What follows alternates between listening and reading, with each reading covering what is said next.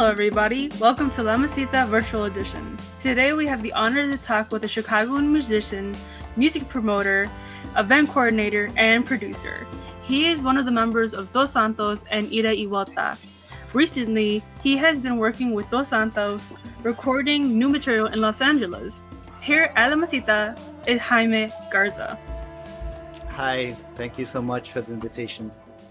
Of course. I'm Merie. I'm James. We're going to be your interviewees for today. So, how have you been? Like, how has that been? How's been productivity been since during the days of since you can't be in your studio, so you've been working a lot from home? Yeah, so the COVID hit all musicians pretty hard, not just work but also creative wise. Everyone's been trying to stay active and write or do stuff, but it's a very emotional time right now. The whole world has been suffering for about 5 months because of the pandemic. So as musicians, we try to translate that into music, into art, into poetry, and it's been a little dark, right? We haven't been able to perform. We've had performances very sporadically here and there, some live stream stuff. But I mean, at least me and the band and Dos Santos and Ira y Vuelta, we're trying to maintain positivity and trying to stay active, right?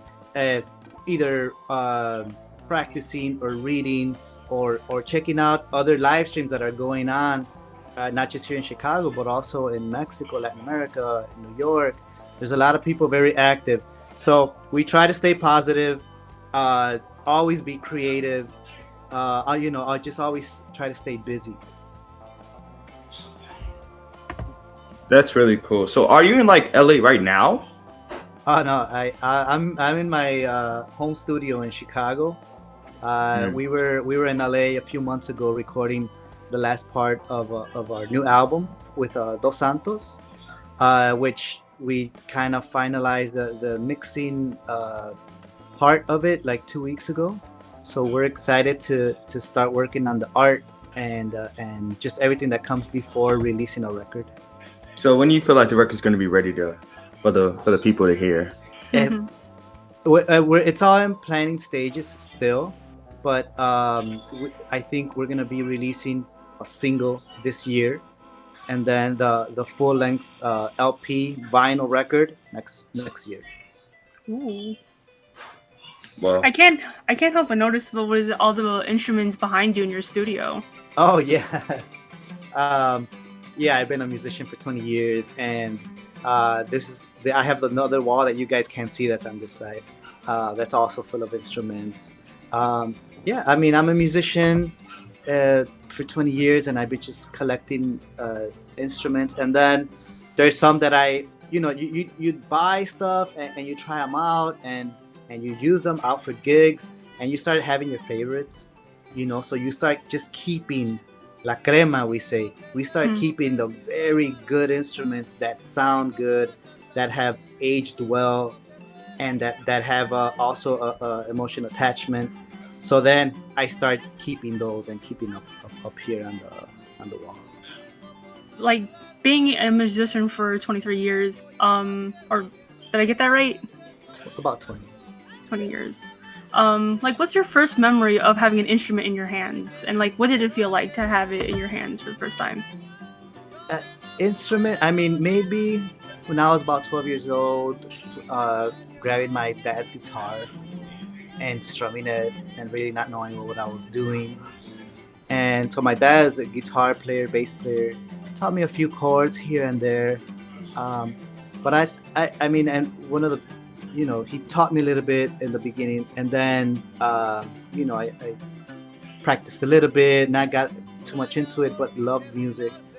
Once I started learning in high school, I was about maybe 16 or 17 years old. I performed for the very first time in front of people, and it was a little crazy, a little improvisational. I didn't know how to play much, but yeah, that energy that you feel when you're on stage, performing for people really changed my life. And I remember it was at a festival in Pilsen. It was called the Viva Aslan Festival, and I was about 17 years old. Very little experience on like playing an instrument, but just that adrenaline that you get when being in front of people, and also having musicians next to you and performing and trying to do the best that you can. It's something that you never forget. And for me, it was like, it changed my whole perspective. After that, I started studying a little harder music, and I thought we had a certain responsibility to do things right, do things the best as we can with what we have. And that was kind of one of the experiences that I remember having, the first time performing. For that first time, would you say that's like one of your favorite times, or are there other times that was your favorite time performing? That was a very good time, but it was a learning kind of experience. Live performances. We just had so many. I probably perform about 60 shows a year for the past 5 or 6 years maybe. So there's a lot of performances that a lot of them very, very special. Maybe one of them was performing at a museum in front, right next to Diego Rivera's mural in Detroit. That was awesome. Also performing in Mexico City at El Ilvana. Performing next to very band we admire, like Celso Piña, Natalia Lafourcade. Mm-hmm. And then there's other that they're just parties, and you have an instrument and you can just grab it and you jam to the family or to friends or to sometimes to even strangers, and you just become friends, and the music kind of connects you. And so there's a lot of very special moments throughout my life as a musician that it would be too many to name. But yeah, there is a lot. So, like, through all of your like gigs and performances, has there ever been like an instrument that you really love to use when you perform? Yeah. So as I was telling you, you find instruments and you perform with instruments, and you start having certain attachment to it. You start to find the sweet spot of every instrument, and you start the instrument becomes you also, so it's just an extension of you. So there's a few instruments that that I have and that I still perform in. Maybe my main instrument that I perform most with is a GNL L2000 electric bass. And I probably had it for about, I want to say 13 years.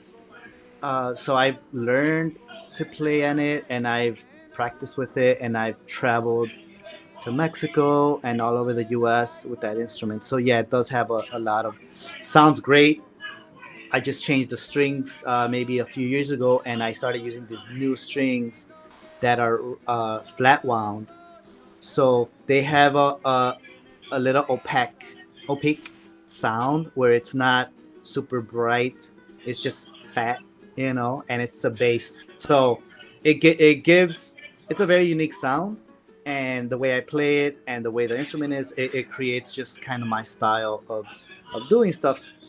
That's the electric bass. On the acoustic side, I have La Leona, which is the first instrument on this side, which is an acoustic bass, a 4-string, which I've been using that for maybe 5 years, and that's kind of my go-to instrument for when I'm outside in the backyard or I go out to a party. I'll take my little bass because it's easy to transport and it sounds great and people love it. I mean, people that are not even into music, they're like, "What is that?" It's a very unique instrument. So. And there's other few, of course. I mean, there's a jarana, which I have one here. I usually have it right next to me at all times, which I recently bought maybe like 2 years ago, designed from a very awesome musician down in Veracruz.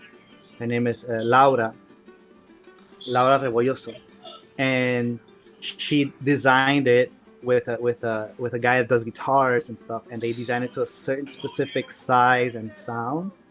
And when I got it, I just fell in love with it, and I've been using it probably every day or every other day. That's like really cool. I wish I could have gotten the music, like never learn the too drums. Yeah. So what does music like to you mean for you, like your heritage? Like, how do you keep that tradition with like your music? Yeah, it's somewhat, I guess, is conscious, but some is not consciously. You know, you do music, you do art. You're not thinking where it's going, where it comes from, how it happens, but you just feel free to express yourself. And when you're free to express yourself, there's certain nuances that come with those expression that is drawn from your culture, from where you grew up, from how did you grow up, from the influences you've had. So in a way, yes, it is unconscious. You do art, right? And we do art, at least the people that I know, we do art for the world, right? We're not focusing on a group of people or a city or a state. We're really focusing on the world. Like, how can we beautify the world with music? And I think that's where we kind of we're aiming. But then once you start playing, you cannot deny your roots. You cannot deny where you come from, what your influences are. So all this starts. I have this thing that I say, like, we all have an accent when we speak, and we all have an accent when we play an instrument, or when we play certain music or certain song. We have our own way of doing it, our own way of saying it. So yeah, we also love to cherish it and learn from the past and learn from our ancestors, but always be pushing it forward, be very progressive in it. And it's a natural thing that happens. There's certain things you don't have to look for, that are already inside of you. So it's just an expression. So I would say focus on the expression of it, and the roots, and your ancestors will follow. And talking about like roots and stuff like that, and like where does music come from, and like not even talking about where it's coming from, like what is Chicago for you and your music? Well, I arrived in Chicago about 24 years ago, and this is kind of where I formed myself as a professional musician. This is my home. Anywhere in the world, they ask me where you're from. I'm from Chicago, and being from Chicago and knowing just the rich history that music from Chicago has, all the way from house music and blues to, like, to punk, to Latin punk, and just the house parties and the festivals, all of that. I think of Chicago, and I think of all of these festivals and parties where music is such a not important part. It's just a part of us, a part of being from Chicago, a part of living in this city, where this city has so much to offer in so many different cultures. I don't think we realize how rich Chicago is in culture and in music, and I think we're always trying to push that to the world, being like, Chicago is very rich in music, and check us out. When we talk about how rich in culture that Chicago is, we also know that you're a culture promoter. Like, what is your favorite part of that job as well? Oh, I love supporting bands, artists, photographers, people that do film and people that do sound. I love supporting. Right, I've been working for so long in kind of the music festival scene, party scene, doing sound or working on logistics, that I've learned a lot. And stuff that you learn is not worth anything if you don't teach it to someone else. So having, being able to speak to bands, either younger bands or bands that have different experiences than me, I love to share those experiences and kind of help them guide them, at least how I learned and how I did it and how it worked out for me. I give them a firsthand experience of what worked for me. And I'm talking about everything from organizing to touring to performing, to even keeping up to date with your instruments, how to make them better, sound better. That kind of, it could be so technical and it could be so organizational that, my experience, I just want to share it. And other people, they'll grab stuff from here and there and make their own kind of choices. But I want to give them a wide range of choices so that they have a first-hand or a second-hand knowledge of someone that actually went through it. So that's one of my favorite things, is to share, experiences. So we saw one of your videos. I hope I'm saying this right. The Menos Jesus. All right. Manos. Manos ajenas. Yes, it's in Spanish. Manos. And you produced it. So what was the idea behind the video? We released this album maybe about 2 years ago, and I was in San Antonio, Texas, doing some workshops, and I met the dancer in the video. So when I met her, we chatted. We said, I play in a band. This is my record, and she loved the music. And she's like, I've been rehearsing, warming up, my practice. She's a professional dancer, with your album. I'm like, oh, that is so cool. We should think of how to collaborate. Maybe do a video. And that's kind of how it's the conversation started. Months and months later, I proposed it to the band. She actually sent me a video with a practice performance, and I showed it to the band, and the band loved it. And so it was about, so the band agrees, and we should do a video with this dancer. So it was more about coordinating videography, lighting, and the actual performance. Also find the space where we were gonna record. Also work with either budgets or ideas, the black and white, color, how big of a frame, close-ups, all of these like technical things that took months and months to kind of get tight, because this dancer lived in Mexico. So it was a little hard to coordinate until one day, maybe about a year ago, we found a date that works, actually a weekend. It was like a 3 or 4 day weekend, which coordinated with the videographer and with the lighting guy and her to put together in a room, to get the room also, and to do the performance and to record it. So that's kind of how it came to be. And everything, since we're a band, we talk and we give ideas to each other and opinions of what we think about certain things.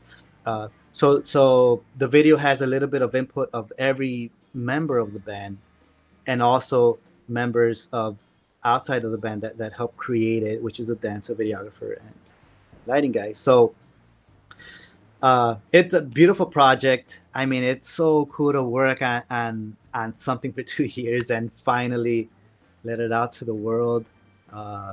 It's not just a very cool song that we enjoy. It's also very cool to look at. It's interesting, but just all the emotion that comes in the time from writing the song to recording the song to organizing the video shoot to releasing it. It's a very emotional thing. So I don't take that for granted. I really love what I do, and I think the product that I release shows it. Did you expect for everybody to like it, to like that the video, and did you expect all the love that you would get from it? I mean, I was really, it's art, so people are gonna like it, and some people are not gonna like it, and you just hope for the best, do it with heart, do the best you can, and that's it. Let's talk about some of your projects. What is the sound of Jaime Garza on this 2020? Wow, I as the world kind of got dark, I try to look for the light, and looking for the light, I started kind of analyzing who I am as an artist, who am I as a musician. And one of the things I decided to do and kind of take it a little more seriously is to write songs. To write songs and compose just everything around it, and actually produce, hopefully beautiful music with a lot of heart. And that's kind of what I've been doing for the past maybe 5 or 6 months since we've been on partial lockdown, where I've been writing and learning from my writing, and also reading and checking out other people that I admire, that write songs, that write music, that have records out, all the way from like sound wise to lyric wise to poetry and instrumentation. I feel that I've been finding myself again this year, just with all this going on, and I've been enjoying it. I've been producing, I've been recording, I've been writing. So hopefully, in a few months, I'll be, releasing little by little, just the work that I've been doing for the past 5 or 6 months, and I've been planning also, kind of how the world is gonna go in the next, year or two. So I plan to write more songs and make life interesting for people that hear my music. Speaking about writing more songs and like talking about some of your favorite musicians as well, like would you ever consider like doing collaborations with them, like even with poetry as well? Oh yeah. Just yesterday I had over a good friend, Frank Diaz, a local poet, doing some recording, some like scratch tracks. Actually, I have my friend coming on his way, another friend, producer Lupillo, that also will give ideas to the stuff I'm working on. So there's just a lot of people that I know that have so much talent and that are so giving that it's easy to ask to come in and either record something or give me their opinion on any recording that I sent them, or even on the visual aspect of my projects, either be Dos Santos or Alma Fuerte or Ida Vuelta. But yeah, I'm working just on so many things that it's never boring. It's never boring here at the studio. Have friends come over, or if I'm alone, I'll be writing stuff and I'll send it to a friend and see if what are they hearing it, or what can they contribute to it. So yeah, and I'm always open also to collaborate with people that I just barely met, or maybe see how I can add to what they're doing. Just recently, one of my good friends, Oscar Sanchez Shark, he's recording his album in a studio nearby my house. So he's like, come by and record some bass on it. I'm like, man, I would love to get out of the house and do some actually real recording for someone that's going to release some stuff. And stop by, recorded 2 songs, and we have plans of doing more collaborations. So yeah, it's really a collaborative world. Really, we can't do stuff all on our own, and I encourage everyone to work with people, find people of like mind, interest and likes and morals maybe, and work together, and it's a good way to advance, to move forward. I know another project that you run is, excuse me if I'm butchering this, Panchanka music? Yes, Pachanka. Am I saying this? Can you tell us more about that? Yeah, so Pachanka, I started maybe about 5 or 6 years ago, and it's an organization.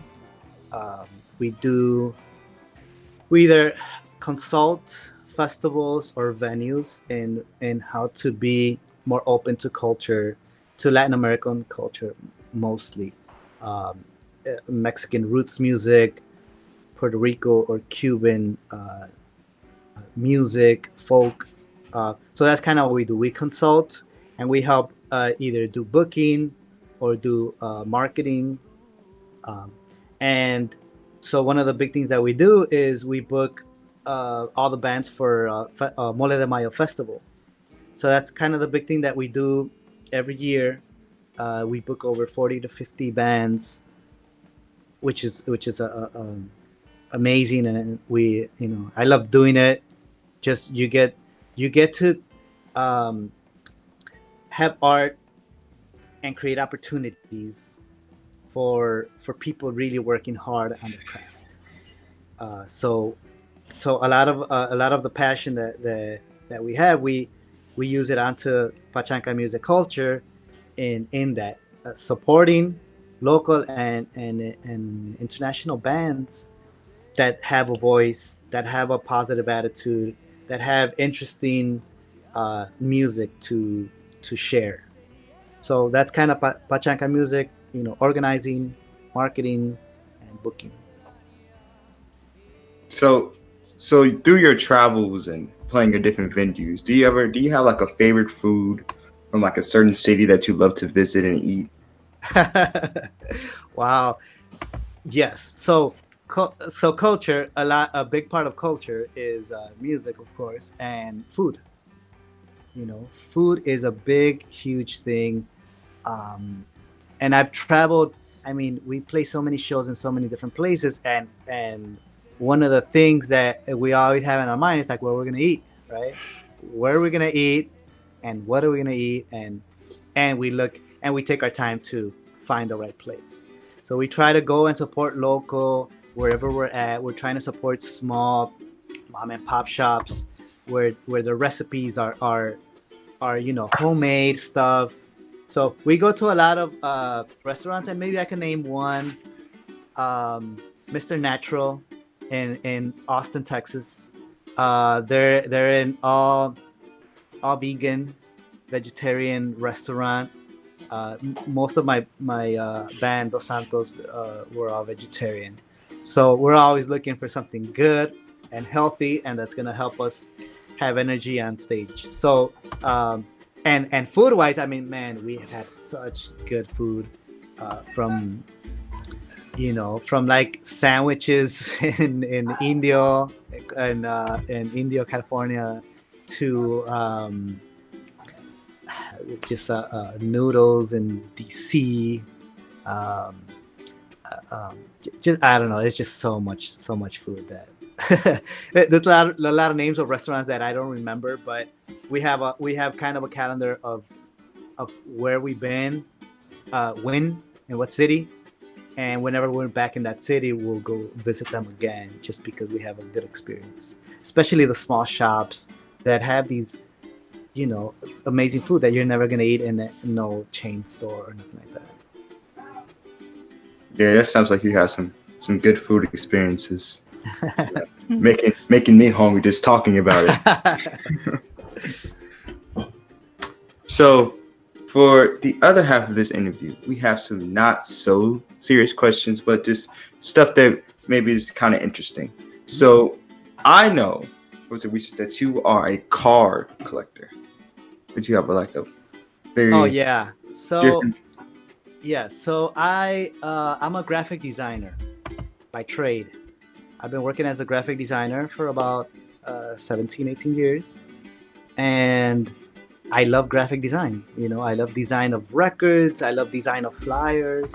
I love design sometimes even of newspapers, just magazines. So I'm very analytic when it comes to any graphic design, any photography, and words put together on a page, on any size, either on the web or on print.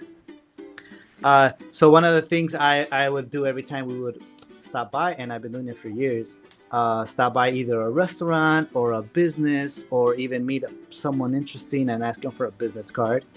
I've never thrown it out. So I started, maybe I'm like, well, this person, I might not call him, but he has a really nice card.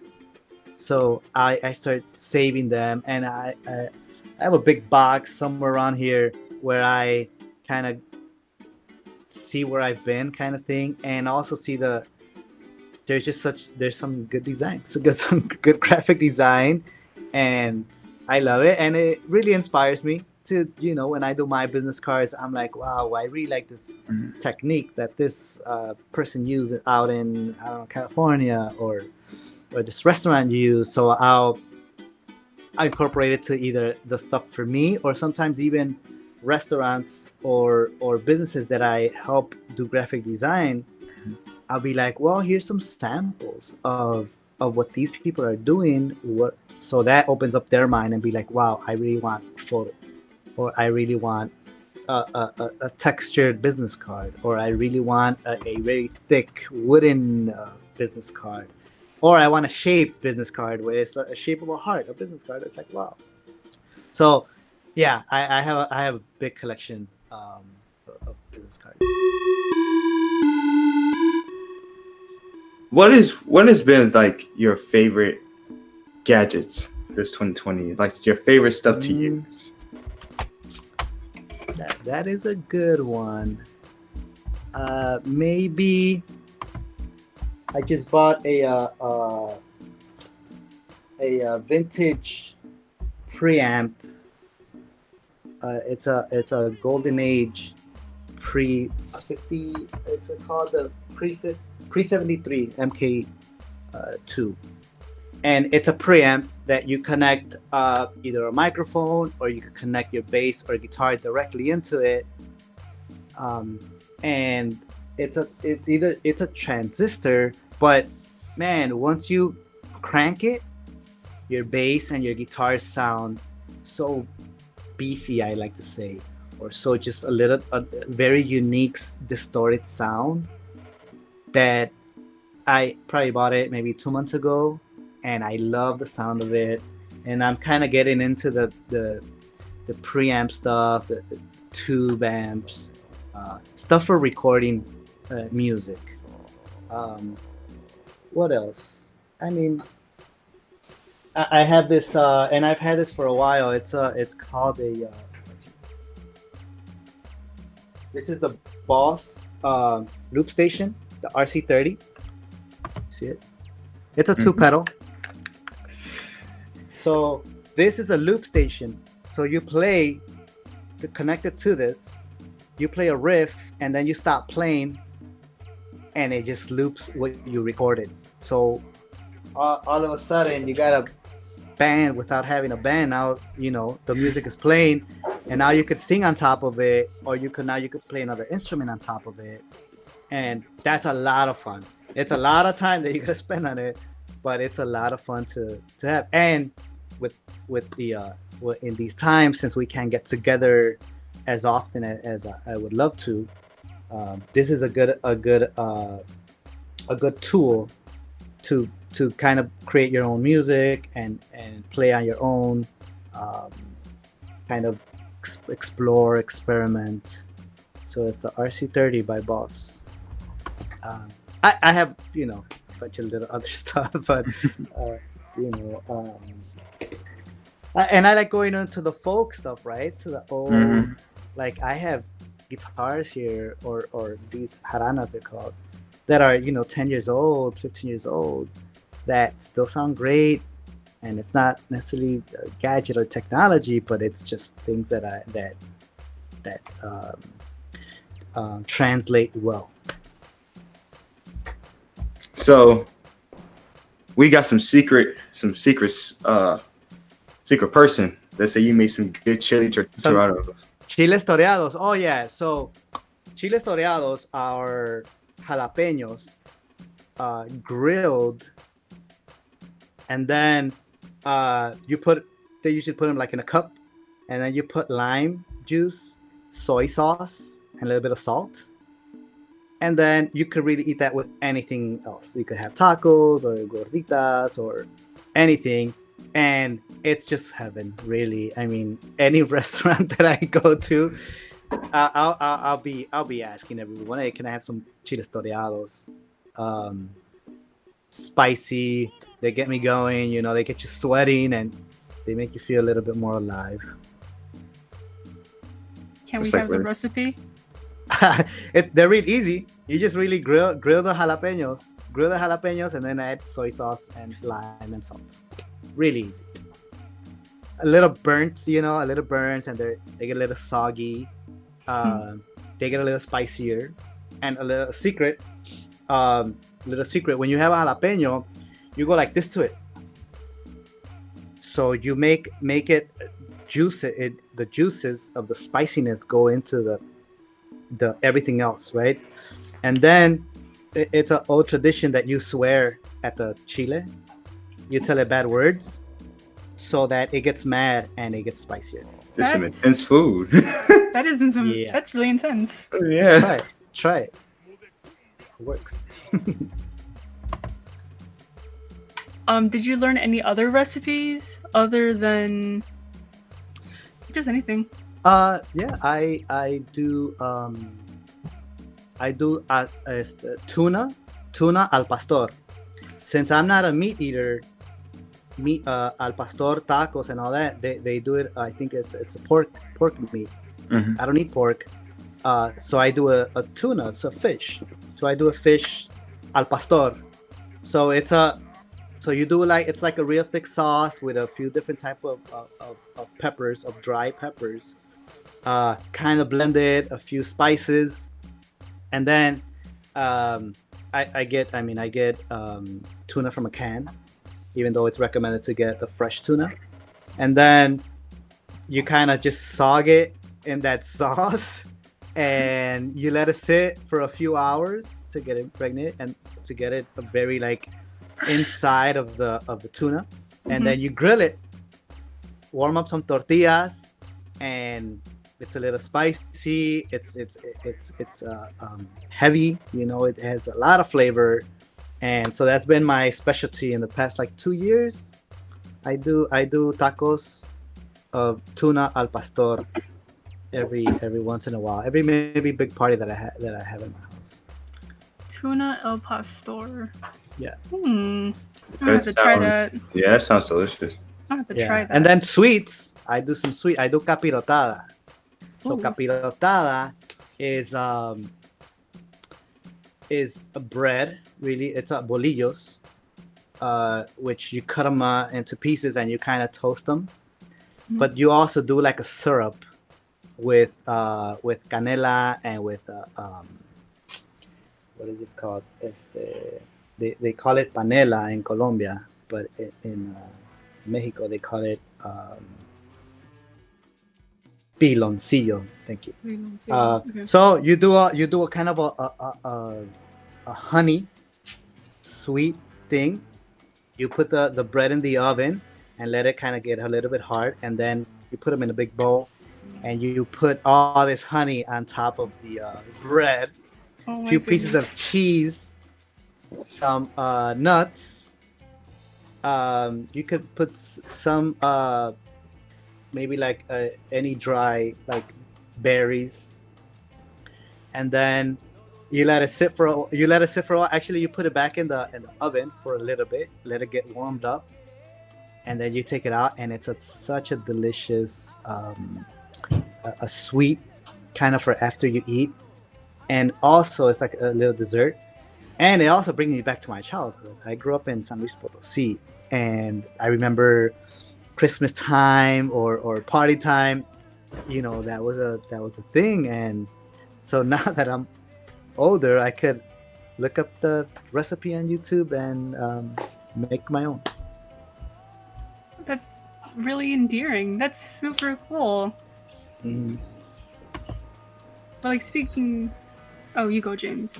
So, this year, as the election is coming forward, and it's been like you said, 2020 has kind of been a dark time, and it's kind of been a different time for like economics and race.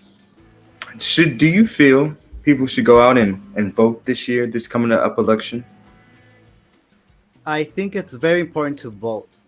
I think no one should take your vote for granted. I mean, all our voices are meant to be heard, especially in this country that says that that tries to spread democracy all over the world. I think it's very important for us to take that seriously, and I think it's very important to vote. I think that you don't. I think that vote should be by mail, just to keep safe. But I believe that there is some places that could have open places where you could vote, where it's safe enough, where it's wide enough, where it's not as dense as it is in cities like New York or LA or even Chicago. I think there is places where they could be in-person voting, but I do encourage most of the voting should be done by mail. What is a message that you can send to all the people out there listening to La Mesita, to this audio? Well, I encourage everyone to stop and think about right now. We're living in a very unique time, and you have a voice. Use it. You have friends. Inspire them. You have ideas. Concrete them. Make them happen. Nothing is impossible. Finds way to do it. I'm a clear example of that. It's possible. Use what you have. There's a lot more people that care about you than you think. So ask. Ask. Be curious about stuff. Learn, read, get into things, believe in yourself. I mean, these are things that I don't only advise people to do, but I've lived it, and it's taken me years to kind of realize the potential in myself, or in just things that one could aspire, and to just move forward and do it. So that's kind of a thing that I want you guys to know, and everyone listening. Well, we want to thank you, Jaime. Thank you so much. We want to first thank you for coming out and doing this interview with us. We want to thank you for joining us today on La Mesita. We look forward to checking out your upcoming material and your work, and we hope you have a wonderful day. Thank you so much for the invitation. Thank you, La Mesita. You guys are doing awesome work. Keep it up. Thank you so much. Thank you.